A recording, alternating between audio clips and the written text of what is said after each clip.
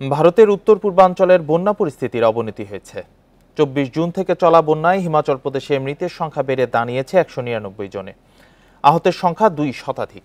এখনও নিখোঁজ রয়েছেন ৩১ জন। সরকারি হিসেবে বন্যায় রাজ্যে ক্ষতির পরিমাণ ৬,৫০০ কোটি রুপি ছাড়িয়ে গেছে। হিমাচল প্রদেশে আগামী ২ দিন ভারী বৃষ্টির পূর্বাভাস দিয়েছে ভারতের আবহাওয়া বিভাগ। এতে বন্যা পরিস্থিতির আরও অবনতি হওয়ার আশঙ্কা করা হচ্ছে। এদিকে ভারতের পূর্বের রাজ্য ওডিশায় বন্যায় ২ দিনে ৩ জনের মৃত্যু হয়েছে। ১৫ জেলায় ক্ষতিগ্রস্তের সংখ্যা ১,২০,০০০। ভারী বৃষ্টিতে মহানদী ও বৈতারানী নদীর পানি বেড়ে প্লাবিত হয় ৭৫০ গ্রাম।